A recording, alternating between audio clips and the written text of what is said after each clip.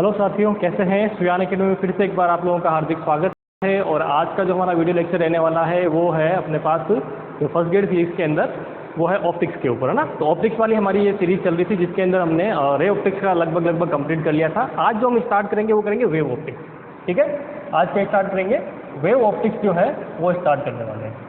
और wave optics के अंदर भी जो है मैं आपको पहले से बता दूं, जब मैंने आपको वेव के बारे में पढ़ाया था, वेव एंड ऑसिलेशन वाले जो हमारा जो टॉपिक चल रहे थे उसके अंदर, तब मैंने आपको वहाँ पे कहा था, क्योंकि वहाँ पे भी देखो वेव्स जो है, हालांकि वो कौन सी वेव्स थी, वो थी ध्वनि तरंगें, है ना, साउंड वेव थी। तो साउंड वेव के लिए हमने क्या देखा था, साउंड वेव के लिए हमने वहाँ पे मैंने कहा व्यतिकरण और विवर्तन जो है मैं आपको वहाँ नहीं पढ़ा रहा। ठीक है, व्यतिकरण और विवर्तन नहीं पढ़ा, क्योंकि व्यतिकरण विवर्तन जो है वो प्योरली किसका है, ऑप्टिक्स का पोर्शन रहता है, तो हम उसको यहाँ पढ़ने वाले हैं। ठीक है, उससे पहले वहाँ पे हमने लिसाजूज वक्र और अप्रगामी यानी कि स्टेशनरी वेव्स वगैरह वो सारी चीज़ें वहाँ पे देख ली थी। ठीक है, तो मेनली जो हमारा वेव ऑप्टिक्स के अंदर पूरा का पूरा फोकस रहेगा वो किस पे रहेगा, वो रहेगा इंटरफेरेंस यानी कि व्यतिकरण, और दूसरा विवर्तन यानी कि डिफ्रैक्शन के ऊपर। ठीक है, डिफ्रैक्शन दो टाइप के होंगे, वो भी हम पूरे देख लेंगे। तो कुल मिला के जो है, अब जितना भी वेव ऑप्टिक्स में पढ़ाने वाला हूँ उसमें डेरिवेशंस बहुत सारे हैं, तो वो डेरिवेशंस आपको पहले से आ रहे हैं, ये मैं मान के चल रहा हूँ। मैं सिर्फ और सिर्फ किसका यूज़ करूँगा, फाइनल जो उसका फॉर्मूला होगा उसका मैं यहाँ पे यूज़ करने वाला।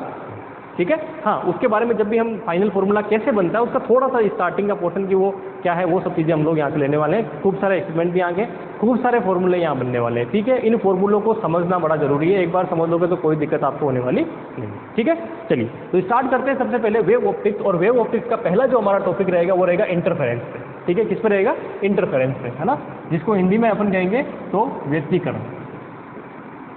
ठीक है, इसको कहेंगे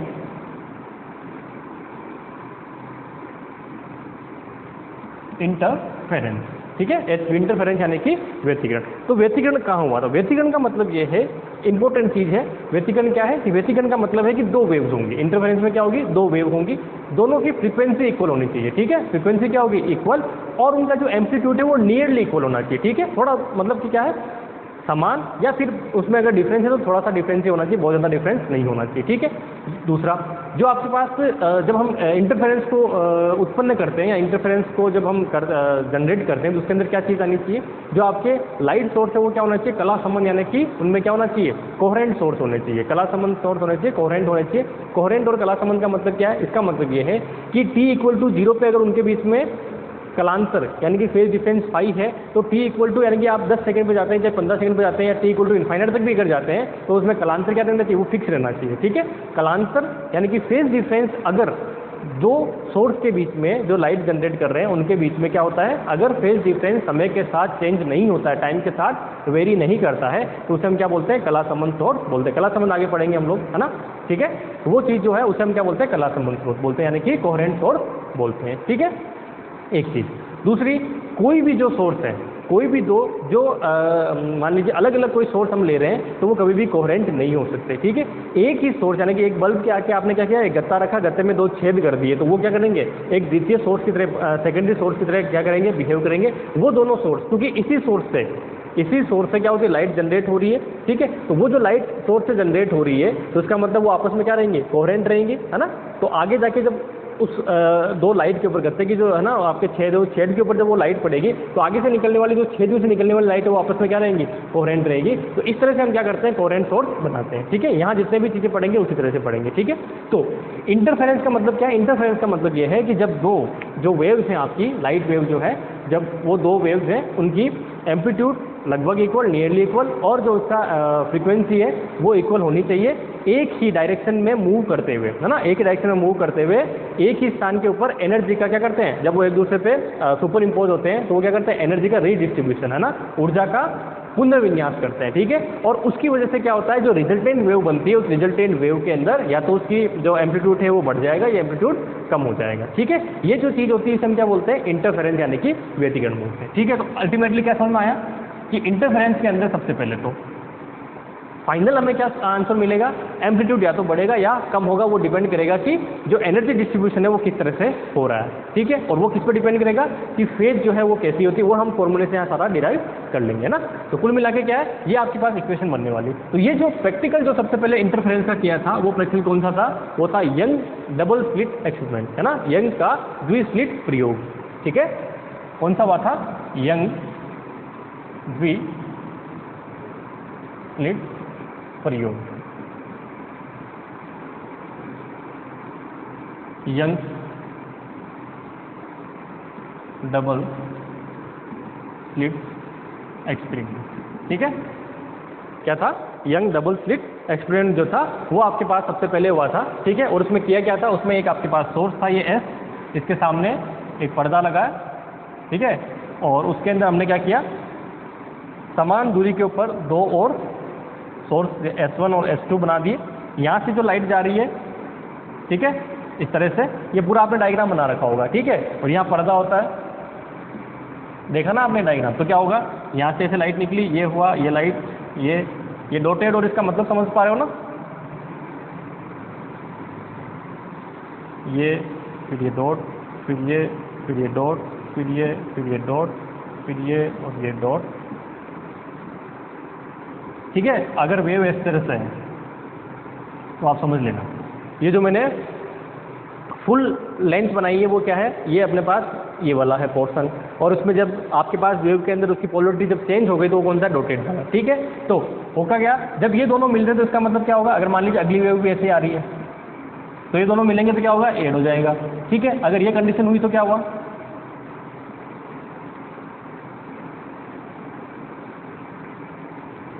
तो ये क्या होगा? आपस में माइनस हो जाएंगे। तो इसमें आपको रिजल्टेंट क्या मिलेगा? 0। इसमें रिजल्टेंट क्या मिलेगा? मैक्सिमम। ठीक है, तो आप देखिए जहाँ दोनों सेम मिल रहे हैं, इसका मतलब ये वाला पॉइंट है। ठीक है, उसके बाद में ये वाला पॉइंट है, उसके बाद में ये वाला पॉइंट है। ठीक है, डॉट डॉट में ये वाला पॉइंट है। तो अगर आप इस लाइन को इस तरह से मिलाते हैं तो ये कौन सी होगी आपके पास? ये होगी डिप्थ, है ना? डिप्थ फ्रिंज, इसको क्या बोलेंगे? डिप्थ फ्रिंज, यानी कि ब्राइट फ्रिंज। ठीक है, जहाँ पे अपोजिट वाला मिल रहा है। अपोजिट वाला कहाँ मिल रहा है? ये पॉइंट है, ये पॉइंट है, ये पॉइंट है, ये पॉइंट है। ये जो फ्रिंज मिलेगी यहाँ क्या मिलेगी? Dark fringe. ये क्या होगी? अडिप्थ, यानी कि डार्क फ्रिंज। ठीक है, तो ये तो हमारा जो है एक्सपेरिमेंटल, मैंने आपको बता दिया कि इस तरह से एक्सपेरिमेंटल में आपको किस तरह से हम इसको डिप्थ और एडिप्थ फ्रिंज को लगाते हैं। ये क्या है हमारा? ये है यंग डबल स्लिट एक्सपेरिमेंट। अब आपके पास थ्योरेटिकल तो हमने ही पढ़ लिया, अब आते हैं कि न्यूमेरिकली जो है आपके पास क्या फॉर्मूला इसका बनता है कि जब आपके पास डिप्थ फ्रिंज बनती है तब उसकी जो है एम्पलीट्यूड कितना होता है, और एडिप्थ बनती है तब उसका एम्पलीट्यूड या फ्रीक्वेंसी, उसको क्या बोलते हैं, इंटेंसिटी, यानी कि तीव्रता कितनी होती है उसकी हम बात कर लेते हैं। ठीक है, तो चलिए, तो ये किसकी वजह से हो रहा है? ये हो रहा है सारा का सारा सुपरपोजिशन की वजह से। किसकी वजह से हो रहा है? सुपरपोजिशन की वजह से। ठीक है, अब इसके डेरिवेशन पे जाऊंगा नहीं मैं, आपको मैं सिर्फ ये लिख रहा हूँ कि एक आपके पास वेव है y1 जो है a1 sin omega t plus omega T ले लेते हैं सिर्फ ओमेगा। ठीक है, दूसरी जो वेव ले रहा हूँ मैं ले रहा हूँ y2 equal to a2 sin omega t plus 5। ठीक है, इन दोनों में इनिशियल फेज डिफरेंस कितना है? ये इनिशियल फेज डिफरेंस है ना, y1 y2 के अंदर फेज डिफरेंस कितना है? इनिशियल फेज डिफरेंस 5 है। ठीक है, अब इस वेव को अगर इनका सुपरपोजिशन कराएंगे तो y जो अपने मिलेगी वो परिणामी होगी, वो क्या होगा? y1 plus y2। ठीक है, इन दोनों को सोल्यूशन करेंगे इसमें सारी इक्वेशन सोल्व करके, और फाइनल अगर मान लीजिए मैं y लिखता हूँ, y क्या है मेरे पास? a sin omega t plus 5 dash आता है ना। मान लीजिए वेव बनती है, तो मुझे फाइंड आउट करना है कि ये जो है ये a, ये मैंने एम्पलीट्यूड लिखा है, ये एम्पलीट्यूड कितना होगा? इसे मैं क्या कर रहा हूँ? Resultant amplitude. ठीक है, इस केस के अंदर क्या होगा? Resultant amplitude. ठीक है, रिजल्टेंट एम्पलीट्यूड a जो होता है वो क्या होगा? वो होगा a1 square plus a2 square plus 2a1 a2 cos 5 to the power 1/2। समझ पा रहे हैं मेरी बात को? यानी कि मैं क्या कहना चाह रहा हूँ कि आपके पास जो रिजल्टेंट आपको फाइनल जो आंसर मिलेगा वो आंसर क्या मिलेगा? आंसर जो एम्पलीट्यूड की फॉर्म में मिलेगा वो मिलेगा ये वाला। ठीक है, अब अगर मान लीजिए इसी इक्वेशन को अगर मैं अच्छा मैक्सिमम और मिनिमम फाइंड आउट करना चाहूँ तो कैसे फाइंड आउट करूँगा मैक्सिमम और मिनिमम इसके लिए? तो मैक्सिमम और मिनिमम अगर मुझे फाइंड आउट करना है, ठीक है, तो वो क्या होंगे? तो ए जो मेरा मैक्सिमम होगा कब होगा? अच्छा उसके बाद पहले कंडीशन में थीटा पे लगा देता हूँ, यानी कि इस पे जो पाई है उस पे कंडीशन में लगा देता हूँ, है ना। तो क्या है मेरे पास कि केस फर्स्ट क्या है? केस फर्स्ट ये है कि जो ये फाई है ये सब कुछ डिसाइड करेगा इसके फॉर्मूले को। तो अगर phi equal to 0 degree, phi equal to कितना है? 0 डिग्री है, तो उस केस में क्या हो जाएगा?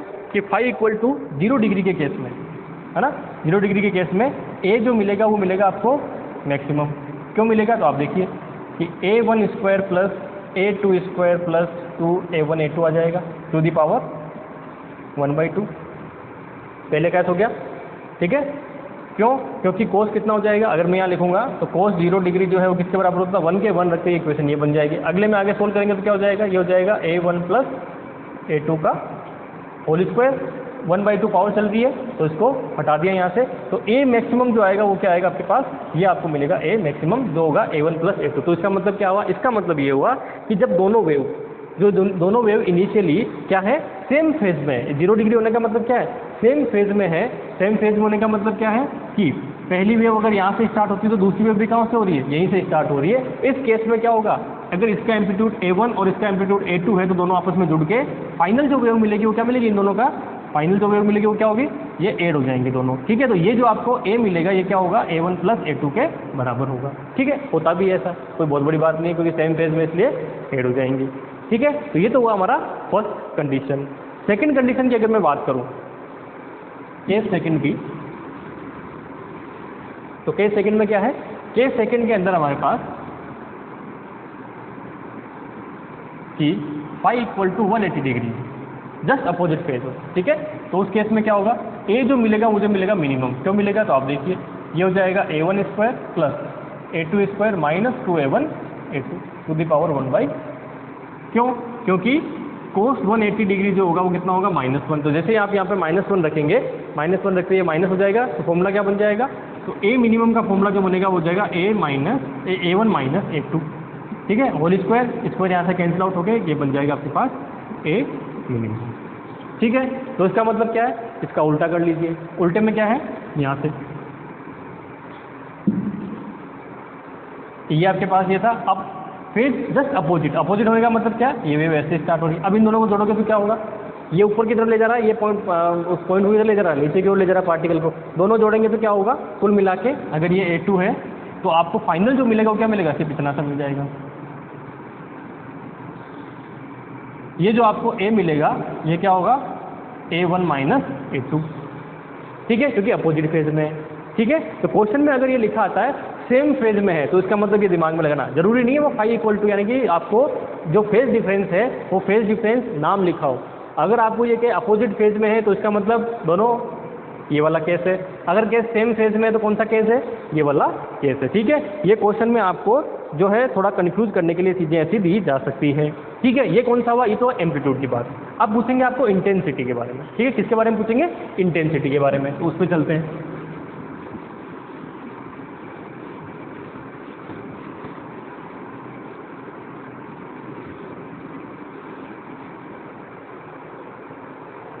अगला है, इसी में टॉपिक है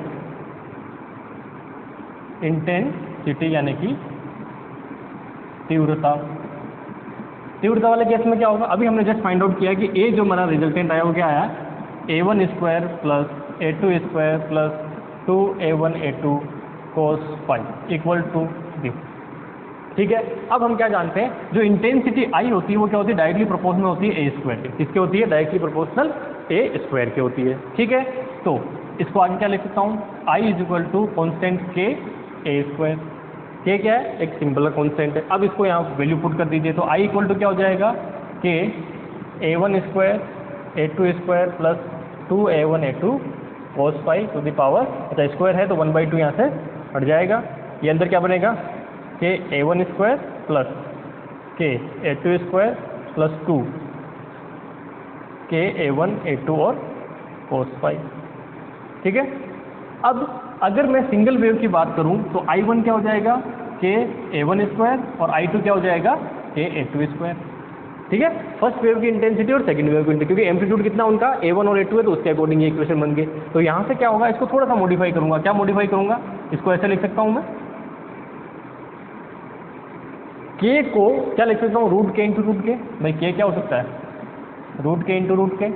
ठीक है, a को क्या लिख सकता हूँ? a1 जो है उसको क्या लिख सकता हूँ? स्क्वायर की फॉर्म में, तो स्क्वायर करके रूट ले सकता हूँ, तो क्या लिख सकता हूँ? 2k a1 स्क्वायर का रूट, ठीक है, k a2 स्क्वायर का रूट और कोस फाई।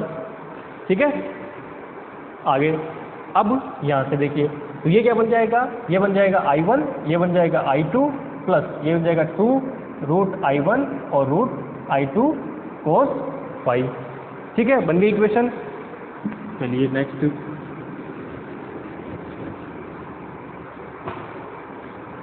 तो I इक्वल टू क्या बना, I इक्वल टू हमारे पास ये फॉर्मूला बन गया यहाँ से। ठीक है, अब इसमें वो कंडीशन लगा देते हैं मिनिमम और मैक्सिमम वाली, है ना, क्योंकि सब कुछ किस पे डिपेंड कर रहा है, फाई पे डिपेंड कर रहा है। तो ये मुझे फॉर्मूला चाहिए, जिसको मैं यहाँ रन देता हूँ। अब आगे यहाँ से देखिए, ठीक है, ये है हमारे पास इंटेंसिटी I।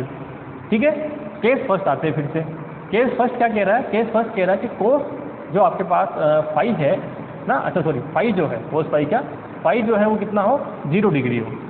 जब ये 0 डिग्री होगा तो इसका मतलब कोस जो फाई होगा या कोस 0 डिग्री होगा वो कितना हो जाएगा, 1। तो ये क्वेश्चन क्या बन जाएगी, I is equal to I1 plus I2 plus 2 root I1 root I2। ठीक है, ये 1 हो जाएगा। कुल मिला के इसको क्या ले सकता हूँ, root I1 plus root I2 का होल स्क्वायर। ठीक है, विद I। ये क्या होगा, I मैक्सिमम। तो इंटेंसिटी मैक्सिमम ये हो गई। अगला केस, केस सेकेंड, कि जो हमारा फाई है वो 180 डिग्री हो। तो कोस 180 डिग्री जो है वो किसके बराबर हो जाएगा, 180 डिग्री वो हो जाएगा -1 के बराबर। तो ये कंडीशन क्या बन जाएगी, I जो होगा अब आपके पास मिनिमम होगा, वो क्या हो जाएगा, रूट I1, सॉरी रूट नहीं, यहाँ तो रूट नहीं, I1 plus I2 plus 2 root I1 root I2, और कोस ये था तो ये माइनस साइन हो जाएगा।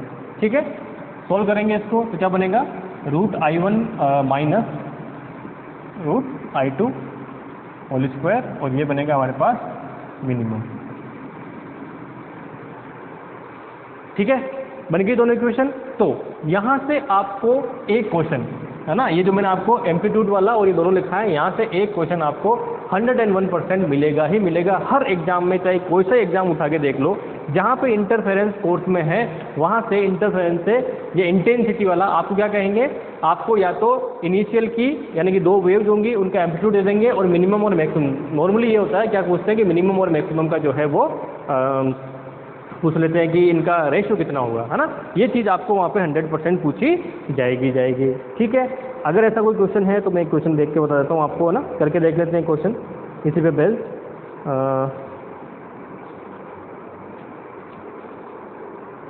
ठीक है, अच्छा एक चीज़ और इसके अंदर कि जो हमने ये कहा था ना, जो फर्स्ट केस हम ले रहे हैं जहाँ पे दोनों एड हो रहे हैं, ठीक है, ये जब फाई इक्वल टू क्या हो 0 डिग्री, इसे क्या बोलते हैं, समपोषी व्यतिकरण। इसे क्या बोलते हैं, समपोषी व्यतिकरण, है ना।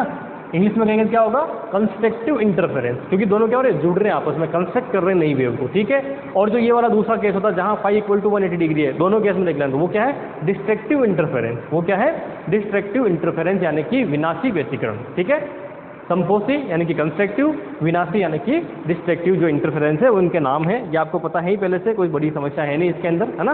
क्वेश्चन में देख लेता हूँ एक बार।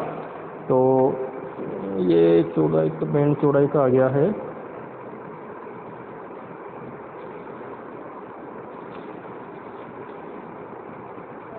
ठीक है। ये क्वेश्चन बड़ा वो रहता है ना, और हर एग्जाम में लगभग ऐसा ही क्वेश्चन मिल जाता है आपको, है ना। और ये मैंने मैक्सिमम देखा है कि जो भी जो इंटरनल जो होते हैं, यानी कि जब आप उसका एग्जाम देते हैं, क्या बोलते हैं, क्योंकि ये 11th-12th में भी आता है आपके, है ना, तो मैंने इसलिए वहाँ नहीं पढ़ाया था, मैंने एक साथ ही पढ़ेंगे जब आपको बीएससी वाला टॉपिक कराएंगे, क्योंकि वो एक फ्लो में चलेगा। तो ये जो क्वेश्चन है वो आपको 11th-12th में भी खूब मिल जाएगा जब आप कोई भी ऐसा एग्जाम देते हैं जहाँ पे आपको एडमिशन लेना होता है बीएससी या यूजी में, तब भी ये क्वेश्चन जो है फिक्स ऐसा ही आता है। ठीक है, और क्वेश्चन क्या है कि 2 कला संबंध स्रोत जिनकी तीव्रताओं का अनुपात। ठीक है, क्वेश्चन में आपको 2 कला संबंध स्रोतों की तीव्रता का अनुपात दे दिया। क्या दे दिया, 100 पॉइंट, है ना। क्वेश्चन में तो ये लिखा है, रेशियो लिखा है, तो रेशियो हम कैसे लिख देंगे, इस तरह से क्वेश्चन में बनाना, तीव्रता का अनुपात दे रखा है। ठीक है, उसके बाद लिखा है तीव्रता का अनुपात व्यतिकरण उत्पन्न करती है, फ्रिंजों की अधिकतम व न्यूनतम तीव्रताओं का अनुपात ज्ञात कीजिए।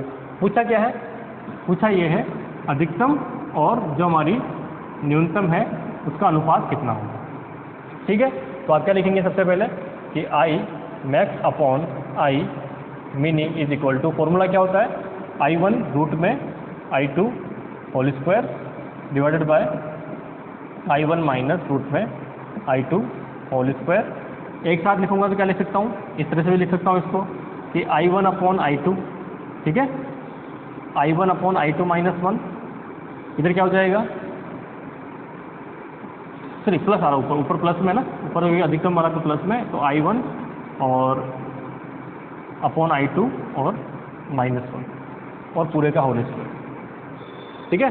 इधर से भी I2 कॉमन लेंगे, इधर से भी I2 लेंगे, दोनों आपके कैंसिल आउट हो जाएंगे, इक्वेशन आपके पास ये बन जाएगी, ठीक है। अब आपके पास इसकी वैल्यू कितनी है 100, तो मैक्स अपॉन मिनी, ठीक है, कितना आ रहा है 100 का रूट प्लस 1 डिवाइडेड बाय, इधर कितना आ रहा है रूट के अंदर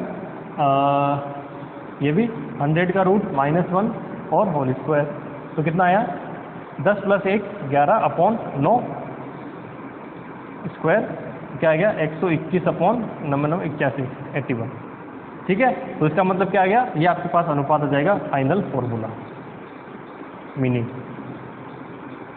121 अपॉन 81। और ये क्वेश्चन आपके एग्जाम में 101% आपको मिलेगा ही मिलेगा। बस होगा क्या, ये चीज़ें चेंज कर देंगे, ठीक है। क्या करेंगे, ये जो चीज़ें हैं ये आपकी चेंज कर देंगे, या फिर क्या करेंगे, आपको अलग थोड़ा सा अलग बनाने के लिए ये कर सकते हैं कि A1 upon A2 is equal to 10 अनुपात 1। एम्पलीट्यूड दे दिया तो क्या होगा, एम्पलीट्यूड वाले में चल जाना है, ठीक है। और एम्पलीट्यूड में भी क्या पूछा, अगर तीव्रता पूछा तो क्या होता है, ये यहाँ पे A1 plus A2 whole square ही हो जाएगा, ठीक है। यही अच्छा, यही तीव्रता का मान लीजिए, अगर आपको एक चीज़ ये भी लिख लेना कि I max upon I mini is equal to, ये जब पूछ लेते हैं मान लीजिए किसका, ये वाला पोर्शन, तो यहाँ क्या करोगे, ये हो जाता है A1 plus A2 upon A1 minus A2 का होल स्क्वायर, ठीक है। अगर एम्पलीट्यूड गिवन हो तो, अगर आपको तीव्रता नहीं देखे क्या दे दिया, अगर एम्पलीट्यूड गिवन हो तो ये क्वेश्चन इस तरह से सॉल्व हो जाएगा, ठीक है। कोई समस्या यहाँ तक, चलें आगे। चलिए, ये हो गया हमारे पास इंटरफेरेंस से रिलेटेड जो है इंटेंसिटी और एम्पलीट्यूड में जो है रिजल्टेंट में क्या चेंजेस होगा उसकी बात। अब जो फ्रिंज बन रही है, ठीक है, तो क्या आपने देखा एक फ्रिंज कैसी बनती है, काली, फिर एक कैसी बनती है डार्क वाइट, फिर दूसरी काली डार्क, इस तरह से क्या बनती है, फ्रिंज बनती है। तो जो फ्रिंज बनती है उस फ्रिंज की चौड़ाई कितनी होगी, ठीक है, यानी कि उसकी मोटाई चौड़ाई जो भी हम बोलते हैं वो कितनी होगी, उसकी हम यहाँ पे बात करेंगे, ठीक है, जिसको हम इंग्लिश में बोलेंगे फ्रिंज विड्थ, है ना। तो आप ये देख लीजिए फ्रिंज चौड़ाई। अगला टॉपिक क्या हो जाएगा हमारा, फ्रिंज चौड़ाई, फ्रिंज विड्थ, ठीक है। जो फ्रिंज है वो फ्रिंज की विड्थ कितनी होगी, फ्रिंज विड्थ, ठीक है।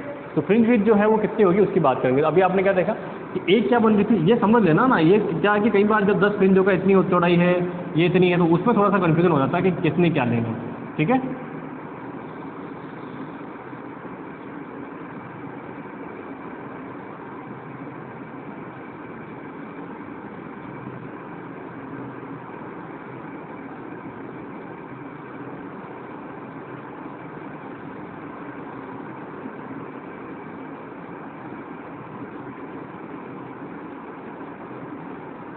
ठीक है, इस तरह से फ्रिंज बनती है, ठीक है। तो ये जो है ना, ये यहाँ से यहाँ तक की ये डिस्टेंस, इसे बोलते हैं फ्रिंज विड्थ बीटा, ठीक है। या फिर क्या कह सकते हैं, ये जो होती है ये, ठीक है, ये कौन सी है, वाइट फ्रिंज, और ये कौन सी है, डार्क फ्रिंज। तो डार्क फ्रिंज और वाइट फ्रिंज की जो चौड़ाई है वो हमेशा क्या होती है, बराबर होती है, ये दिमाग में रखना, ठीक है। डार्क फ्रिंज और वाइट फ्रिंज की चौड़ाई क्या होती है, हमेशा बराबर। तो ये फ्रिंज विड्थ जो आती है बीटा, ये कितना, इसको हमेशा बीटा से लिखते हैं, ठीक है, फ्रिंज विड्थ को, ये नोटेशन है इसके लिए। अब इसके डेरिवेशन पे अपन फिर से नहीं जाएंगे, सीधा सीधा क्या ध्यान रखना है, ये जो बीटा होता है वो क्या होता है, वो होता है लेमदा डी अपॉन डी, ठीक है। क्या है, lambda D upon D. Lambda क्या है, वेवलेंथ, किसकी, जो लाइट हमने यूज की उसकी वेवलेंथ। डी क्या है, डी है जो स्लिट से पर्दे की दूरी, है ना। तो क्या है, distance from slit to screen, है ना। फिर आ जाते हैं स्मॉल डी, ये क्या है, ये है इसका क्या बोल सकते हैं इसको, डिस्टेंस बिटवीन, ठीक है। बिटवीन को शॉर्ट में कैसे लिखते हो, बी ये ऐसे है ना, बिटवीन टू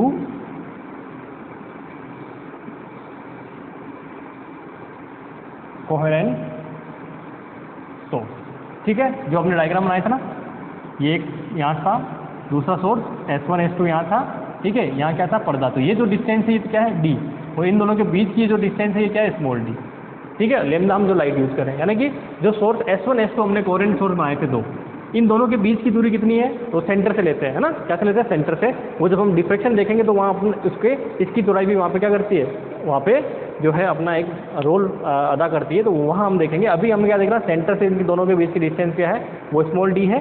पर्दे की यानी कि स्क्रीन की और इन स्लिट के बीच की जो डिस्टेंस है वो क्या है, वो है हमारे पास कैपिटल D। अगर ये गिवन है तो हमारे पास फ्रिंज चौड़ाई का फॉर्मूला क्या होगा, ये, ठीक है। ये फ्रिंज चौड़ाई हमारी यहाँ से निकल जाएगी, यानी कि एक फ्रिंज की जो मोटाई है वो कितनी है। अब ये चाहे डार्क फ्रिंज हो चाहे वाइट फ्रिंज हो, दोनों के लिए थी, चाहे वाइट फ्रिंज हो और चाहे डार्क फ्रिंज हो, दोनों के लिए क्या होगी, सेम चौड़ाई आती है फ्रिंज विड्थ, ठीक है। ये हमेशा आपको दिमाग में रखना। अब यहाँ से क्वेश्चन क्या होगा, अब देखिए ये फॉर्मूले में मैं ये दोनों चीज़ें क्यों लिखा रहा हूँ, डार्क और वाइट। अब आपको ऐसा कहा जाएगा कि जो लगातार 10 फ्रिंजें हैं, है ना, लगातार 10 फ्रिंजों की चौड़ाई इतनी है, ठीक है, की चौड़ाई कितनी, इतनी है। और पर्दे के बीच की चौड़ाई आपको जैसे 1 मीटर दे दी और इनके बीच की चौड़ाई जो है वो आपको 10 सेंटीमीटर दे दी। अब आपको पूछा गया है कि जो लाइट यूज़ करी है उस लाइट की वेवलेंथ कितनी है, ठीक है। तो इसका मतलब क्या हुआ, वहाँ पे एक फ्रिंज की चौड़ाई नहीं दी, आपको 10 फ्रिंज की चौड़ाई दी। तो इसका मतलब आप क्या करोगे, तो इसका मतलब ये है कि अगर 10 फ्रिंज की चौड़ाई दे दी तो आप क्या करेंगे, इसका पहले 10 से डिवाइड करेंगे और एक फ्रिंज की चौड़ाई निकालेंगे, उसके बाद फिर इसका आगे आप सोल्व करके और फाइनल फॉर्मूला निकालेंगे, ठीक है। वो चाहे कोई सी भी हो, डार्क फ्रिंज हो चाहे ये वाली फ्रिंज हो, उसमें कोई फर्क नहीं पड़ता है। आपको ये सारी चीज़ें आप दिमाग में रखेंगे, ठीक है।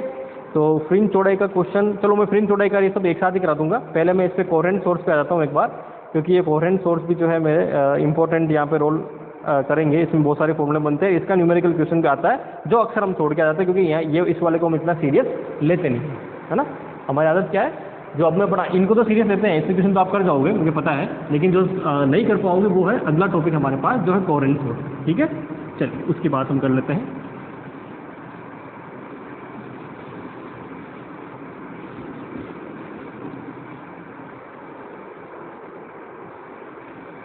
तो अगला टॉपिक है, इसको इंटरफेरेंस को हटा देता हूँ।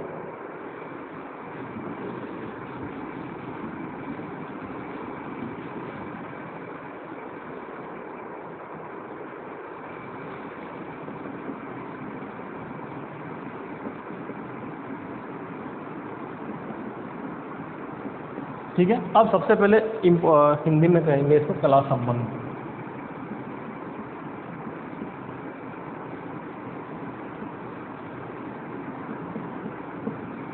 कला संबंध स्रोत यानी कि कोहेरेंट सोर्स। अब ये कोहेरेंट सोर्स होता क्या है वो समझिए ना। जो कोई भी लाइट सोर्स होता है ना, तो कोई भी लाइट सोर्स है, जब वो लाइट बनती है कैसे बनती है, जैसे आप बल्ब यूज़ करते हो तो बल्ब में लाइट कैसे आती है, स्विच ऑन करने पे, ट्यूबलाइट में सन से जो लाइट आ रही है वो, ये सब कैसे आती है, जो हम फोटोन कहते हैं वो कैसे बनते हैं।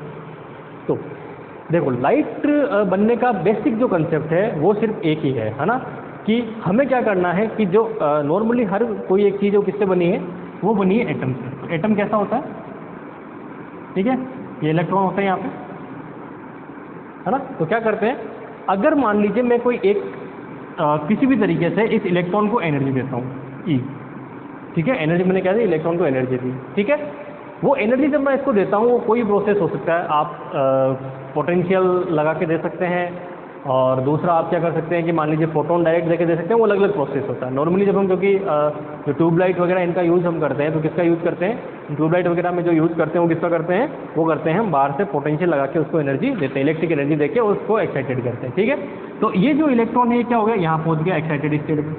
अब ये एक्साइटेड स्टेट में जो इसका टाइम पीरियड होता है वो कितना होता है, 10⁻⁻8 सेकेंड तक कितना रह सकता है, मैक्सिमम जो है ये 10⁻⁻8 सेकेंड तक रह सकता है, ठीक है, उसी जगह उसमें यानी कि एक्साइटेड स्टेट के अंदर। उसके बाद क्या होगा, उसके बाद स्वतः ही अपने क्या करेगा, इन दोनों के जो एनर्जी होती है ना, इन दोनों की, है ना, ये मान लीजिए E1 एनर्जी है, इसकी कितनी E2 एनर्जी है, तो ये क्या करेगा, delta E equal to E2 माइनस E1 एनर्जी का फोटोन यहाँ से क्या करेगा, एमिट कर देगा और वापस कहाँ चला जाएगा, ग्राउंड स्टेट में चला जाएगा। सिर्फ और सिर्फ यही एक तरीका है पूरे वर्ल्ड के अंदर लाइट पैदा करने का। ठीक है, अगर ये डेल्टा EG जो निकला ये 3800 अंगस्ट्रॉम से लेके 7800 या 4000 बोल सकते हैं, तो 4000 से लेके 7800 अंगस्ट्रॉम के बीच में है जो दृश्य प्रकाश होता है, इसकी वेवलेंथ है ना, जो क्या है दृश्य प्रकाश है। तो इसका मतलब क्या हुआ, इसका मतलब ये हुआ कि दृश्य प्रकाश में हम देख सकते हैं ना, तो हमें क्या होगा, वहाँ से वो लाइट दिख जाएगी। बल्ब जो है वो पीला पीला सा या ऑरेंज सा दिखता है, इसका मतलब क्या है, जो फिलामेंट हम यूज़ कर रहे हैं, ठीक है, उसमें जो एक्साइटेड स्टेट इसके बीच की जो एनर्जी है वो क्या है, वो बीच की एनर्जी है येलो के आसपास, यानी कि वो कितनी 5000 से 5000 के आसपास या 4500 के आसपास की एनर्जी है, वो अपने को क्या दिखता है, थोड़ा पीला पीला और नारंगी सा दिखता है। ठीक है, तो इस तरह से जो है हम क्या करते हैं, जो है हमारे पास जो लाइट है वो जनरेट करते हैं, पैदा करते हैं, इसके अलावा कोई प्रोसेस नहीं है। अब लाइट पैदा होने का ये वाला फोटोन है, अब आप इसको एक्साइटेड कैसे करते हैं वो आपके अलग अलग तरीके हो सकते हैं। ठीक है, अब ये जो फोटोन है, अभी समझना इस चीज़ को कि जब आपने इलेक्ट्रॉन को एक्साइटेड किया, ग्राउंड स्टेट से एक्साइटेड स्टेट में भेजा, वो आपके हाथ में है, लेकिन एक्साइटेड स्टेट से ग्राउंड स्टेट में लाना वो आपके हाथ में नहीं है। वो किसके हाथ में है, वो हाथ में है उस खुद इलेक्ट्रॉन के कि 10⁻⁻8 सेकेंड उसका मैक्सिमम टाइम है, वो उस टाइम के अंदर अंदर क्या होगा, वापस एक्साइटेड स्टेट से ग्राउंड स्टेट में आना ही है उसको, जिसे हम बोलते हैं स्पॉन्टेनियस एमिशन, यानी कि स्वतः जो है एमिशन यानी कि उत्सर्जन, है ना। तो क्या होगा, स्पॉन्टेनियस एमिशन यानी कि स्वतः उत्सर्जन। और ये जब हम लेजर लाइट पढ़ेंगे तो मैं आपको वापस इसको एक बार थोड़ा सा समझा दूंगा, है ना, उसमें हम अच्छे से देखेंगे इसको। पर एक बार आपको क्या ध्यान रखना है, ये ध्यान रखना है कि इलेक्ट्रॉन को ऊपर भेज आप रहे हो, नीचे वो खुद अपनी मर्जी से आ रहा है। तो कोई इलेक्ट्रॉन कभी आया, कोई कभी आया, तो जो फोटोन निकलने वाले हैं उनमें वो क्या होंगे, वो रैंडम फोटोन जो है आपके निकलेंगे। तो रैंडम फोटोन निकलेंगे, इसका मतलब क्या है, उनमें कोई कोहेरेंट या फिर कह सकते हैं कि उनमें कोई भी आपस में संबंधता नहीं होगी, जिसे हम कला संबंधता बोलते हैं ना, वो नहीं होगी। तो इसका मतलब क्या हुआ, इसका मतलब ये हुआ कि वो जो फोटोन, एक सिंगल फोटोन निकल रहा है, वो कुछ टाइम के लिए क्या रहेगा, कला संबंध, और दूसरा फोटोन निकलेगा वो कुछ और तरीके से निकल सकता है। ठीक है, तो जो लाइट अपने पास बनेगी वो कैसे बनेगी, उसमें जो फोटोन निकलने वाले, मान लीजिए मैं किसी टाइम t की बात कर रहा हूँ, तो क्या होगा, एक फोटोन जो है मान लीजिए ऐसे निकला यहाँ तक, ये यहाँ खत्म हो गया, दूसरा मान लीजिए यहाँ से स्टार्ट हो गया, इस तरह से ये यहाँ खत्म हो गया, तीसरा यहाँ से स्टार्ट हो गया। ठीक है, तो इस तरह से मान लीजिए ये फोटोन। तो इसका मतलब क्या हुआ, ये फोटोन सिर्फ इतनी सी डिस्टेंस में ही क्या हुआ, ये इतनी सी डिस्टेंस या इतने से टाइम के लिए क्या हुआ, आपस में कोहेरेंट यानी कि कला संबंध रहे। ठीक है, तो ये टाइम कौन सा हुआ, ये मान लीजिए डेल्टा T1 हुआ, ये डेल्टा T2 टाइम के लिए हुआ, ये डेल्टा T3 टाइम के लिए, इस तरह से। तो ये जो फोटोन होंगे कुछ टाइम के लिए क्या होंगे, आपस में कोहेरेंट होंगे। ठीक है, तो ये चीज़ आपको समझ में आई एक तो, कि कैसे ये चीज़ बनती है। ठीक है, तो इसका मतलब क्या है, इसका मतलब ये हुआ कि कोई भी जो लाइट सोर्स है वो कोहेरेंट लाइट सोर्स नहीं होता है, आइडियल कोई नहीं होता है। ठीक है, आप सोचो कि एक दो बल्ब आपने लिए, उन दोनों को आपने एक साथ स्विच ऑन कर दिया और दोनों सेम फिलामेंट के सब कुछ बन रखे, लेकिन फिर भी वो आपस में कोहेरेंट नहीं होंगे। ठीक है, कोहेरेंट जो सोर्स बनाएंगे तो हम एक ही सोर्स के दो पार्ट अगर करके बनाते हैं, क्योंकि तब वहाँ पे, क्योंकि जो फोटोन निकलने वाले हैं वो एक साथ दोनों आपस में डिवाइड होते हैं, क्योंकि जो एनर्जी होती है किसमें होती है, वेव फ्रंट में होती है। ठीक है, तो वेव फ्रंट, अगर वेव फ्रंट को अगर आप तोड़ देते हैं दो भागों में, एक ही वेव फ्रंट को, तो जरूर वो कोहेरेंट आपस में हो सकती है। ठीक है, चलिए तो अब यहाँ से देखते हैं कोहेरेंट के फॉर्मूले क्या बनते हैं।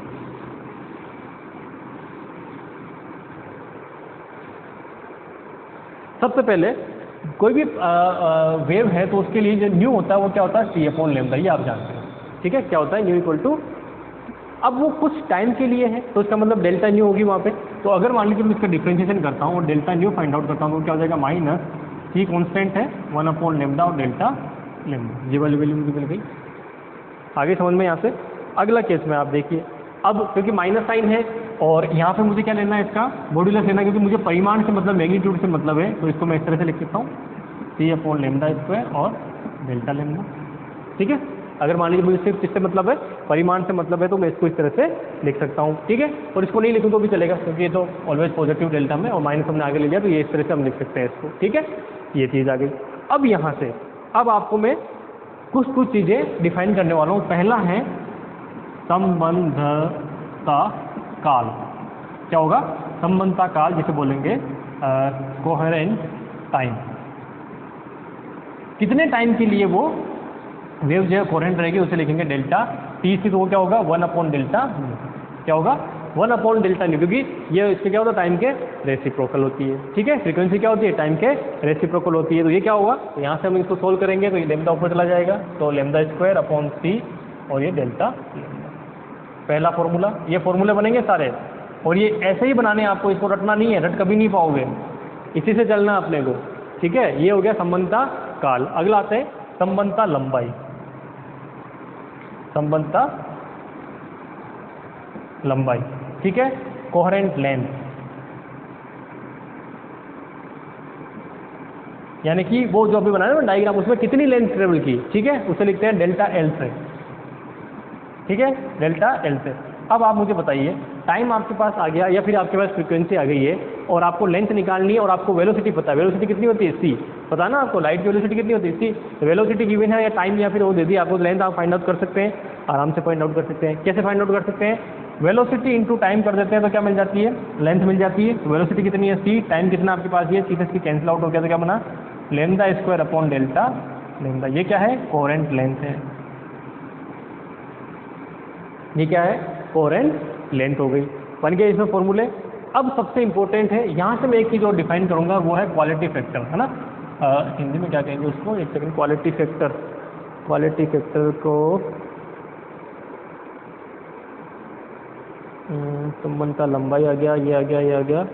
क्वालिटी फैक्टर देखोगे परिशुद्धता होती है जिसे Q से, और उसको क्वालिटी फैक्टर लिख लेना यार, क्योंकि मुझे अब इसमें हिंदी में नाम तो मिल नहीं रहा, उसको लिख लेते हैं अपन विशेषता गुणांक। तो यहाँ क्वालिटी फैक्टर मतलब विशेषता गुणांक, विशेषता गुणांक, क्वालिटी फैक्टर। ठीक है, इसे शुद्धता से भी कह सकते हैं, कितनी शुद्धता से वो बना जो वेव है, ठीक है, हमारी कितनी शुद्धता से कला संबंध है या नहीं है, उससे भी इसको ले सकते हैं ना, प्योरिटी से ले सकते हैं। तो ये क्वालिटी फैक्टर Q जो होता है वो होता है λ/Δ। ये क्या होता है, क्वालिटी फैक्टर ये होता है λ/Δ। ठीक है, तो ये चीज़ आप दिमाग में रखें इसकी, λ/Δ। अब इसमें रिलेशन देख सकते हैं, λ/Δ, तो L और इसमें क्या रिलेशन हुआ, तो डेल्टा एल है, इसको कई जगह एल भी लिखते हैं, डेल्टा एल को क्या लिखते हैं, कई जगह एल भी लिखते हैं, तो एल से भी आप इसको डिनोट कर सकते हैं ना। तो मैं एल ले लेता हूँ एक सेकंड, डेल्टा के बजाय, क्योंकि आपकी बुक्स में एल लिया हुआ है ना। बाकी डेल्टा क्यों लेते हैं, क्योंकि बहुत कम समय लेंथ के लिए होता है, क्योंकि बहुत कम टाइम है तो बहुत कम लेंथ के लिए होती है। ठीक है, तो एल इक्वल टू क्या हो जाएगा आपके पास, यार λ²/λ, तो इसको λ/λ² क्या लिखेंगे, Q, ये बन जाएगा Q λ। ठीक है, ये सारी की सारी रिलेशन आपको मैंने यहाँ पे फाइंड आउट करवा दी है। इस पे न्यूमेरिकल क्वेश्चन आता है, और इसका न्यूमेरिकल क्वेश्चन मैंने देखा है 99% लोग नहीं करते हैं। क्यों नहीं करते, उसका रीज़न है, रीज़न ये है कि हम व्यतिकरण तो पढ़ते हैं, व्यतिकरण से आगे ये सब पढ़ लेते हैं, जो आपके पास फ्रिंज चौड़ाई वगैरह सब, और आगे बढ़ जाते हैं, और इस जो कला संबंध वाले ना इस पर जाने देते हैं, जबकि इस पर क्वेश्चन आपको 100% मिलता है। कई बार तो फॉर्मूला पूछ लेते हैं डायरेक्ट। ठीक है, और इसका रिलेशन आपको पता करना आना चाहिए, आना इसलिए चाहिए क्योंकि इसी फॉर्मूले से सारा स्टार्ट हो रहा है। और जब भी आपको कन्फ्यूजन हो, क्योंकि मिलेंगे आपको ऐसे उल्टे सुल्टे करके, तो आप क्या लगाओ, डायमेंशन लगा लो। देखो डायमेंशन लगा के देखते हैं, क्या देखते हैं, ये क्या आना चाहिए, फ्रीक्वेंसी यानी 1/टाइम आना चाहिए। तो सी का क्या बना, सी का बना मीटर/टाइम, 1 मीटर से 1 मीटर कैंसिल, ये मीटर से मीटर कैंसिल, क्या बना 1/टाइम बन गया। तो हो गया सही। यहाँ जाइए, यहाँ टाइम क्या बनना चाहिए, टाइम का फॉर्मूला बनना चाहिए, टाइम का फॉर्मूला बनना चाहिए। इसका मतलब क्या है, यहाँ मतलब मीटर², यहाँ क्या बनेगा मीटर/समय, यानी कि सेकंड, सेकंड ऊपर चला गया, यहाँ मीटर², ये मीटर इस मीटर से कैंसिल, मल्टीप्लाई होगा मीटर², मीटर² से मीटर² कैंसिल, टाइम ऊपर चला गया, दोनों का बैठ गया मामला। यहाँ क्या बननी चाहिए, मीटर बचना चाहिए। मीटर कैसे बचेगा, ऊपर है मीटर², नीचे क्या है मीटर, 1 मीटर से मीटर² कैंसिल, मीटर बच गया। ठीक है, सारी चीज़ें हो गई। ये क्या है, गुणांक, गुणांक क्या है, उसकी कोई बीमा नहीं होती, तो सीधा सीधा λ/Δ, मीटर से मीटर कैंसिल हो गया सॉल्यूशन। ठीक है, तो इस तरह से आपको थोड़ा सा दिमाग लगा के क्वेश्चन जो है, क्योंकि ये जो चीज़ है ना मैंने डायमेंशन वाली, ये आपको जब पहला ही वीडियो बताया तब मैंने आपको ये सब चीज़ समझाई थी अच्छे से, कि आप अगर फंस जाते हैं, फॉर्मूला याद नहीं है, तो आप इस तरह से फॉर्मूला वहाँ बना के देख सकते हैं। ठीक है, तो ये वाली चीज़ हो गई है यहाँ से। अब इसका मैं एक न्यूमेरिकल ले लेता हूँ ना, उसके बाद फिर आगे चलते हैं। ये क्वेश्चन है इस तरह का,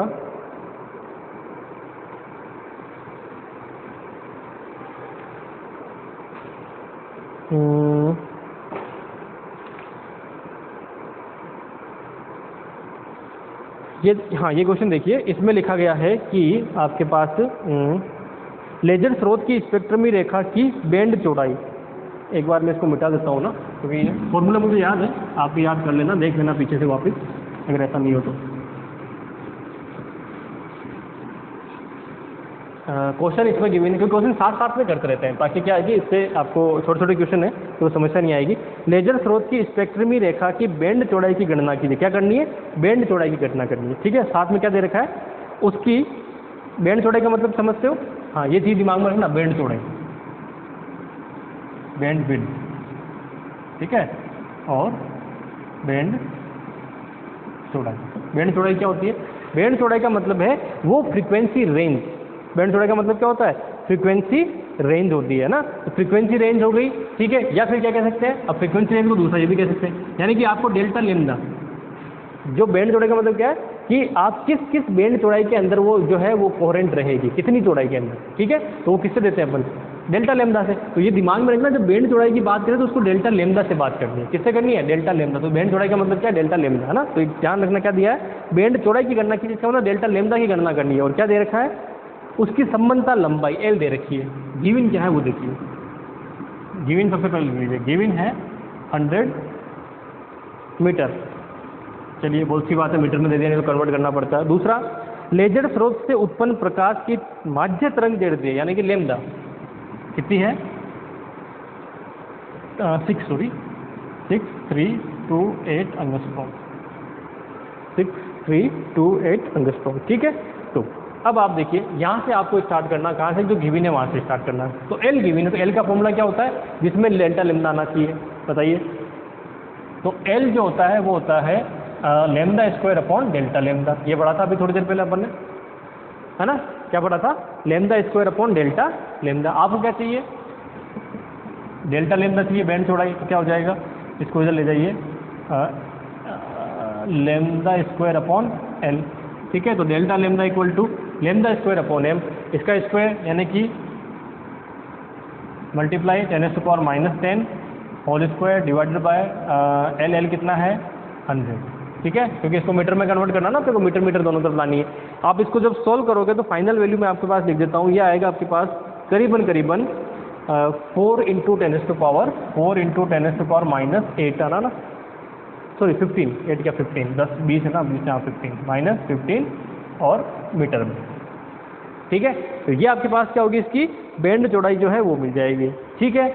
अगर मान लो आगे और क्वेश्चन पूछते हैं कि आप क्या निकालिए, डेल्टा न्यू निकालिए। मैं इसमें निकाल देता हूँ, पूछा नहीं है, ठीक है। तो डेल्टा न्यू क्या होता है भाई? आपके पास जब डेल्टा लेम्डा आ गया तो डेल्टा न्यू निकाल सकते हैं। डेल्टा न्यू क्या हो जाएगा?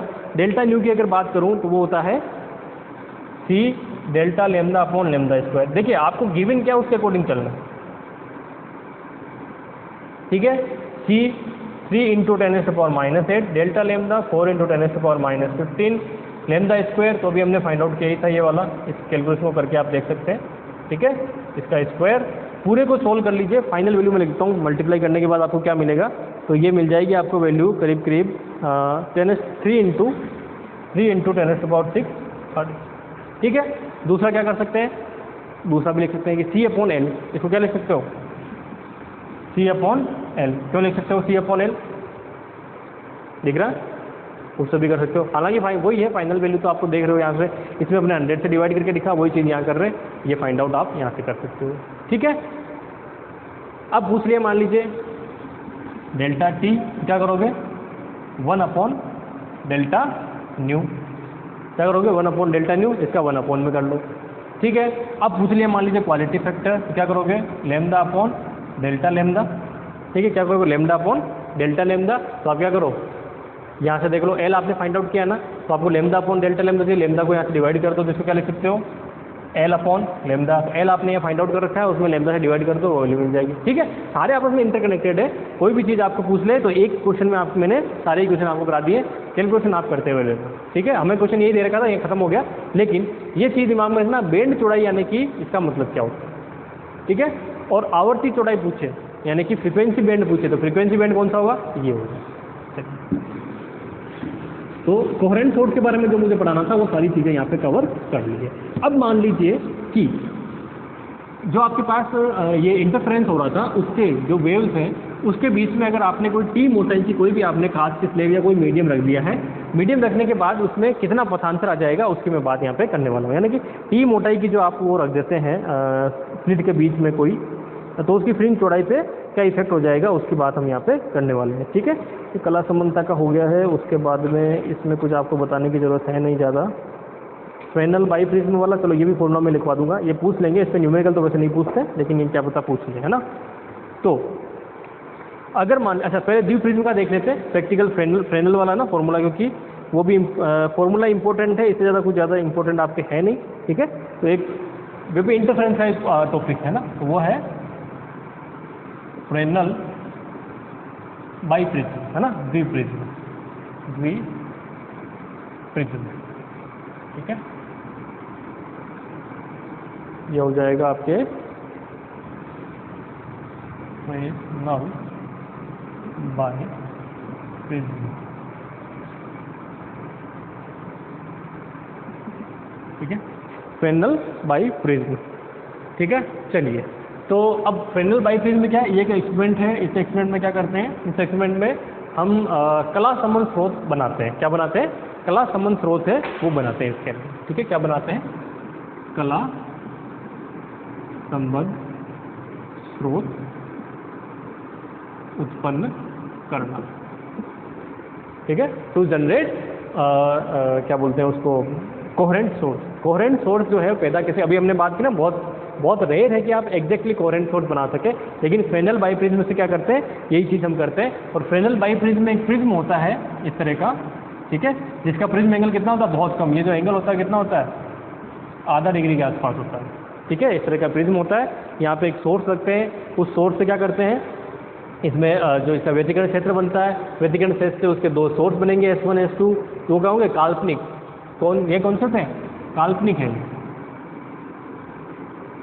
ठीक है, और उसके बाद में हम क्या करेंगे, उसके बाद जब इस सोर्स को एडजस्ट करके और फिर से वापस उससे क्या बनाएंगे, दो ऐसे सोर्स बनाएंगे, है ना।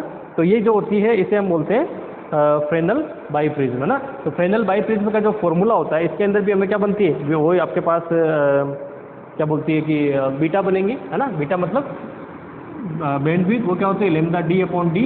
इस एक्सपेरिमेंट से हम लैम्डा फाइंड आउट करते हैं। इससे क्या फाइंड आउट करते हैं, लैम्डा फाइंड आउट करते हैं। तो ये लैम्डा का फॉर्मूला ये होता है। ठीक है, अब इस एक्सपेरिमेंट के अंदर उल्टा हो रहा है। उल्टा क्या हो रहा है, आपको लैम्डा पता नहीं है, आप लैम्डा फाइंड आउट करो एक्सपेरिमेंट में, और आपको बीटा आप वहाँ से निकालते हैं, डी आप निकालते हैं, और कैपिटल डी आपको पता है क्या होता है। ये जो डी होता है, ये वाला, ये डी हम दो कला संबंध सोर्स लेते हैं। ठीक है, दो जगह प्राप्त होता है हमें कला संबंध सोर्स। ठीक है, एक काल्पनिक प्राप्त होता है, फिर उसको एडजस्ट करके फिर एक और हम कला संबंध उसका क्या बोलते हैं, एक इमेज प्राप्त करते हैं। उन दोनों की जो है आपको डिस्टेंस d1 d2 गिवन होगी, उन दोनों का रूट लेते हैं तो आपको ये वाली चीज़ मिल जाती है डी। बीटा आप एक्सपेरिमेंट में आप फाइंड आउट करते हैं। ठीक है, डी आपको गिवन होता है, ये सारी चीज़ें गिवन होकर हम इसमें लैम्डा फाइंड आउट करते हैं फ्रेनल द्विप्रिज्म के अंदर। ठीक है, एक तो ये चीज़ आप दिमाग में रखेंगे। ठीक है, और ये किससे प्राप्त होता है, लेंस की स्थिति। बीच में हम क्या लगते हैं, लेंस रखते हैं, उत्तर लेंस को जो है आगे पीछे मूव करके उसके जो आपके पास पहले आप क्या बनाते हैं, एक ऐसी स्थिति प्राप्त करते हैं जहाँ पे आपको दो सोर्स प्राप्त होंगे, है ना, S1 S2। फिर आप उसको और आगे ले जाते हैं डी को, सॉरी उसको लेंस को आगे ले जाके फिर एक स्थिति बनाते हैं जहाँ पे उसका वापस रिफ्लेक्शन यानी प्रतिबिंब बनता है। वो क्या होंगे, तो उन दोनों के बीच की दूरी, फिर उन प्रतिबिंब के बीच की दूरी, उन दोनों को लेके d1 d2 मल्टीप्लाई करके रूट निकालो तो आपको ये डी मिल जाता है। ठीक है, आपको ये डी गिवन नहीं होगा डायरेक्टली। ठीक है, ये आपको निकालना पड़ेगा। गिवन आपको दो चीज़ें होंगी, d1 d2, अगर न्यूमेरिकल आता है तो। वैसे इस पर कोई न्यूमेरिकल आने की संभावना नहीं है। सिर्फ और सिर्फ इस पर क्या आता है, अगर आपको फॉर्मूला पूछे तो ये फॉर्मूला जरूर इसमें आ सकता है, और वो क्या होता है कि लैम्डा इक्वल टू ये होता है बीटा डी अपॉन डी। इसको आगे और सोल्व करते हैं डी फाइंड आउट करने के लिए। ठीक है, तो ये क्या होता है, बीटा 2a म्यू। ठीक है, beta 2a sorry mu minus 1 2a alpha और mu minus 1 upon capital D जो होता है वो क्या होता है, वो होता है a प्लस बी। ये क्या होता है, capital D a plus B. अब यहाँ पे ये a क्या है, b क्या है, ये सारी चीज़ें मैं आपको यहाँ पे लिखवा देता हूँ। ठीक है, जो a होता है तो जो सोर्स a क्या है, सोर्स सॉरी डिस्टेंस बिटवीन, ऐसे लिखता हूँ पूरा, डिस्टेंस बिटवीन सोर्स एंड दूसरा कहता हूँ प्रिज्म। ठीक है, यहाँ पे क्या रखेंगे, एक सोर्स रखेंगे S। ठीक है, फिर ये प्रिज्म होगा, फिर ये लेंस होगा, लेंस के बाद आगे क्या होगा, पर्दा होगा, स्लिट होगी, इस तरह से हम आगे इसको सोल्व करेंगे, है ना। इस तरह से इसमें बहुत सारी चीज़ें होती है, ठीक है। दूसरा ये ए हो गया, बी, ठीक है। बी क्या है, या इसको इस लिख देता हूँ, डी जो है वो क्या होता है, ए प्लस बी। डी क्या होता है, ए प्लस बी, और बी क्या हो गया हमारे पास, तो बी जो होता है वो है, अब यहाँ से लेके और पर्दे के बीच की दूरी, यानी कि distance between prism and screen, ठीक है।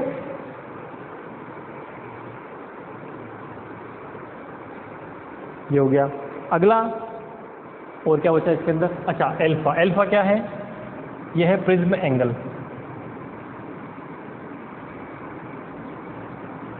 ठीक है। म्यू क्या है, रिफ्रैक्टिव इंडेक्स,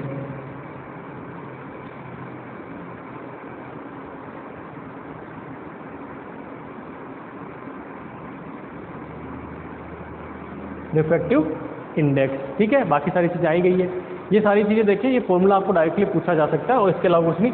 वैसे अभी तक इस पर कोई क्वेश्चन पूछा नहीं गया, मैंने जितने एग्जाम देखे उस पर इस पर कोई पैनल वाले पे कोई क्वेश्चन पूछा नहीं गया। बीटा अगर आपको पूछते हैं तो सीधा सीधा ऊपर वाला फॉर्मूला जो है ना, बीटा बराबर लैम्डा डी अपॉन डी वाले पे जो है पूछा जाता है, ठीक है।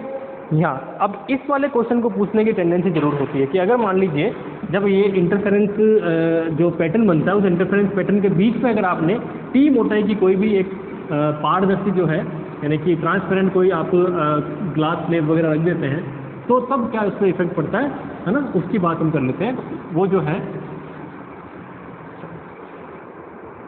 तो क्या हुआ, ये आपके पास S1 और S2 दो सोर्स थे, ठीक है, बीच की दूरी इनकी D थी, ये पर्दा था, यानी कि जब आपके पास इनिशियल केस के अंदर ये केंद्रीय फ्रिंज जो है, ये क्या है, सेंट्रल फ्रिंज, ये यहाँ बन रही थी। अगर मान लीजिए आप इसके बीच में T मोटाई की कोई एक ग्लास स्लेब रख देते हैं, तो क्या होगा, ये थोड़ा सा चेंज हो जाएगा और केंद्रीय फ्रिंज क्या होगी, ये यहाँ शिफ्ट हो जाएगी। ये जो यहाँ बन रही थी ये कहाँ शिफ्ट हो जाएगी, इस P बिंदु पे शिफ्ट हो जाएगी मान लीजिए। तो ये शिफ्ट होने के बाद में, ठीक है, शिफ्ट होने के बाद में क्या होगा, इनके बीच में ये क्या होगा, पथांतर आ जाएगा। क्या आ जाएगा, पथांतर, यानी कि पाथ डिफरेंस, ठीक है।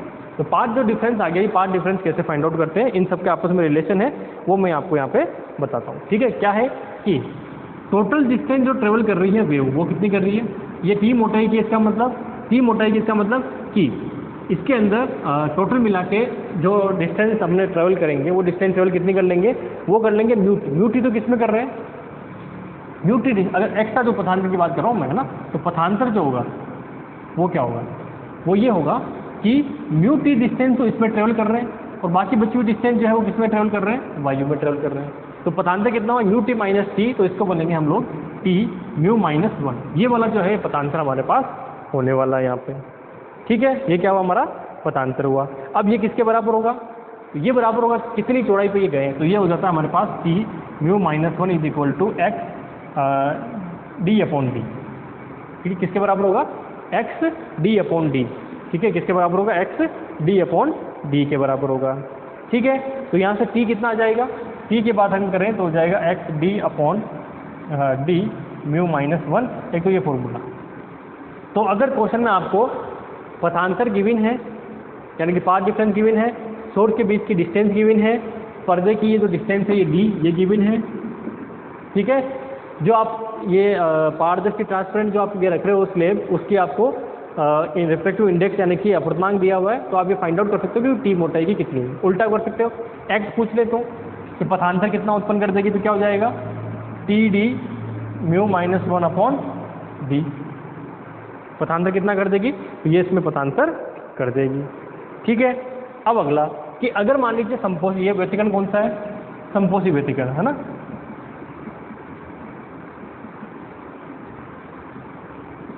संपोषी व्यतिकरण, इसका मतलब क्या है, पथांतर कितना हो जाएगा, वो हो जाएगा एन लैम्डा, यानी कि संपोषी मतलब कंस्ट्रक्टिव। तो इसका मतलब क्या हुआ, ये देखिए कि T mu minus 1 equal to क्या होगा, एन लैम्डा। तो टी इक्वल टू क्या हो गया, N lambda upon mu minus 1, ये वाली चीज़ मिल गई। और क्या फॉर्मूला बन सकता है यहाँ से, अगर ये विनाशी व्यतिकरण हो, विनाशी व्यतिकरण का मतलब डिस्ट्रक्टिव, तो उसमें क्या हो जाएगा, पथांतर आपके पास लैम्डा जो होता है वो कितना होता है, n+1 लैम्डा, ठीक है, कितना हो जाएगा, अच्छा n+1 क्या, n+1/2, ठीक है, ये हो जाएगा। ठीक है, इस केस के अंदर क्या बन जाएगा आपके पास फॉर्मूला, इस केस के अंदर अगर हम फॉर्मूला बनाएंगे तो बन जाएगा या अच्छा n इक्वल टू मान लीजिए कहाँ से स्टार्ट हो रहा है, 1 से स्टार्ट हो रहा है, तो ये क्या बन जाएगा माइनस, है ना, 0 से स्टार्ट हो रहा है तो क्या बनेगा, दोनों चीज़ ध्यान है ना आपको, 0 से स्टार्ट हो तो क्या बनेगा और इसमें क्या बनेगा। ठीक है, तो यहाँ से इक्वेशन क्या बन जाएगी, ये इक्वेशन अगर मैं देखूँ तो कंप्लीट इक्वेशन बनेगी आपके पास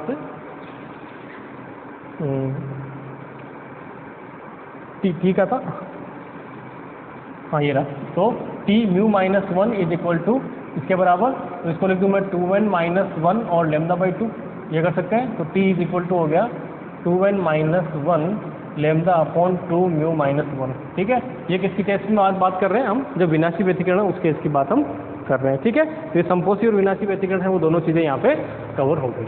ठीक है, तो यहाँ तक जो है आपके पास ये जो सिंपल मैंने अभी जितनी भी चीज़ें पढ़ाई है ये आपके सीनियर सेकेंडरी वाले पोर्शन में मिल जाएगी और आपको यूजी वाला जो पोर्शन दोनों मिलेगी। ठीक है, ये कॉमन चीज़ें थी।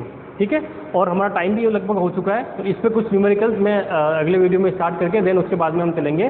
तो अब प्योर यूजी वाले पोर्शन पे हम आ जाएंगे, इसके बाद क्या आएंगे प्योर यूजी वाले पोर्शन में, जहाँ पे अगर मान लीजिए जो फ्रिंज जो मान लीजिए आपके पास फ्रिंज जो बन रही है वो फ्रिंज कैसे बन रही है, वेज फ्रिंज बन रही है, या फिर कह सकते हैं कि जो आपके पास पतली जो फिल्म बनती है ना, उस पतली फिल्म के अंदर व्यतिकरण जो है वो कैसे बनता है उसकी हम बात करेंगे।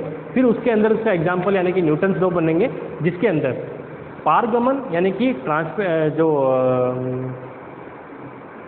तो एक तो रिफ्लेक्टेड है ना, एक तो परावर्तित यानी कि रिफ्लेक्टेड वाली, और एक ट्रांसमिटेड यानी कि जो पारगमित होती है, उन दोनों की वजह से जो इंटरफेरेंस बनता है वो पढ़ेंगे, उनको पूरक यानी कि कॉम्प्लीमेंट्री क्यों बोलते हैं वो पढ़ेंगे। ठीक है, ये सारी जो चीज़ें हैं जहाँ से आपके डायरेक्ट फॉर्मूला पूछा जाएगा। ठीक है, और न्यूटन जो रिंग है उसके अंदर डायरेक्ट आपको न्यूमेरिकल क्वेश्चन दिया जाएगा। दो चीज़ें बता रहा हूँ, जो आपका कंसेप्ट है वहाँ से डायरेक्ट फॉर्मूला पूछा जाएगा, और जो आपका एक्सपेरिमेंट है उस पर बेस्ड न्यूटन रिंग, वहाँ से आपको क्या पूछा जाएगा, वहाँ से आपको डायरेक्टली न्यूमेरिकल क्वेश्चन। तो वो सारी चीज़ें हैं वो हम लोग कल पढ़ने वाले हैं। आज में इतना ही काफ़ी है। Thank you very much.